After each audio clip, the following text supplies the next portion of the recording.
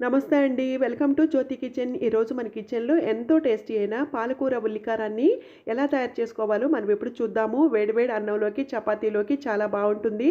ఆకుకూరలు తిన్న వారికి ఈ విధంగా చేసి పెట్టండి. చాలా ఇష్టంగా తింటారు. ఇది ఎలా తయారు చేయాలో మనం ఇప్పుడు చూద్దాము.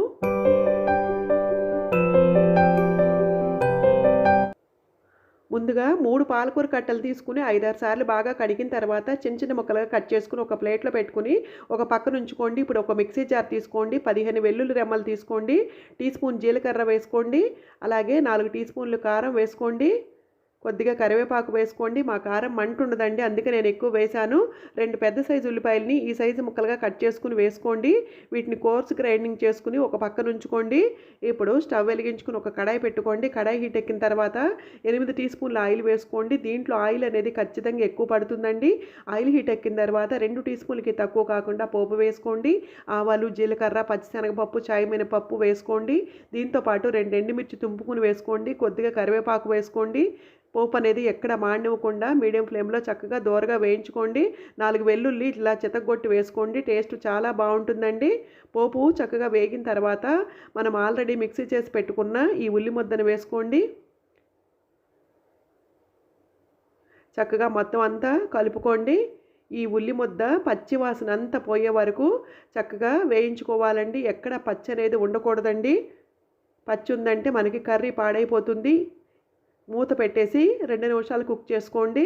ఇది వెంటనే కలుపుకుంటూ ఉండాలండి. ఎందుకంటే అడుగంటిపోతుందండి. అందుకని కలుపుకుంటూ ఉండాలి. 2 నిమిషాల తర్వాత చూడండి ఇంకా కుక్ అవ్వలేదు కదా. ఇప్పుడు మూత ఏం పెట్టక్కర్లేదండి. ఇలా కలుపుకుంటూ కుక్ చేసుకోండి ఇంకొక 2 నిమిషాలు. 2 నిమిషాల తర్వాత ఇప్పుడు మనము ఆల్రెడీ కట్ చేసి పెట్టుకున్న పాలకూర ఉంది కదా, పాలకూర ఇందులో వేసుకోండి. వేసిన తర్వాత ఈ ఉల్లి ముద్ద పాలకూర చక్కగా కలిసేట్టుగా కలుపుకోండి. పాలకూర కానీ ఈ ఉల్లి ముద్ద కానీ ఎక్కడ పచ్చి వాసన అంటూ ఉండకూడదండి. ఇవి ఎంత ఫ్రై అయితే మనకి కర్రీ అనేది అంత టేస్ట్గా ఉంటుందండి.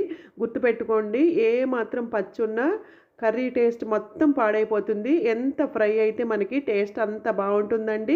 రుచికి తగ్గట్టుగా సాల్ట్ వేసుకోండి. సాల్ట్ వేసుకుని మళ్ళీ మొత్తం చక్కగా కలుపుకోండి. ఇలా కలుపుకున్న తర్వాత మూత పెట్టేసేయండి. మూత పెట్టేసి 3 నిమిషాలు మగ్గనివ్వండి. 3 నిమిషాల తర్వాత చూడండి చక్కగా మొత్తం అంతా కలుపుకోండి.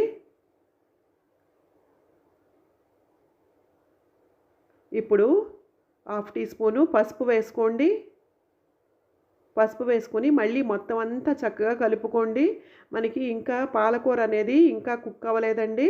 అంటే మనము కొంచెం ముదురాకే తీసుకున్నామండి. లేతాకైతే మనకి వాటర్ ఏమి వేయకుండా సరిపోయేది. ఇప్పుడు ఆకు అనేది కొద్దిగా ముదురాకు అండి. అందుకని నేను ఒక పావు గ్లాసు వాటర్ వేసుకుంటున్నానండి. ఎక్కువ కాదండి, ఒక పావు కప్పు వేసుకోండి సరిపోతుంది. వాటర్ వేసుకుని మూత పెట్టేసి ఇంకొక 2 నిమిషాలు మగ్గనివ్వండి. చూడండి ఇప్పుడు ఆయిల్ పైకి తేలింది కదా, మనకి వేగినట్టు క్లియర్గా కనపడుతుంది కదా వీడియోలో. ఇందాకైతే పచ్చిగానే ఉంది, ఇప్పుడు వేగినట్టు కనపడుతుంది. 1/2 టీ స్పూను ధనియాల పొడి, పావు టీ స్పూను జీలకర్ర పొడి వేసుకోండి. చక్కగా కలుపుకోండి. మూత ఏమి పెట్టక్కర్లేదండి. మీడియం ఫ్లేమ్లో ఇట్లా కలుపుకుంటూ చక్కగా వేయించుకోండి 2 నిమిషాలు. చూడండి 2 నిమిషాలు వేగేసరికి మనకి కర్రీ అనేది రెడీ అయిపోయిందండి. ఇప్పుడు స్టవ్ ఆపేయండి. అంతేనండి, ఎంతో టేస్టీ అయిన పాలకూర ఉల్లికారం అనేది రెడీ అయిపోయింది. చాలా ఈజీ అండి, చాలా టేస్టీగా ఉంటుంది. ఆకుకూరలు అందరూ ఇష్టంగా తినరు కదా, వారి కోసం ఇలా చేసి పెట్టండి. చాలా ఇష్టంగా తింటారు.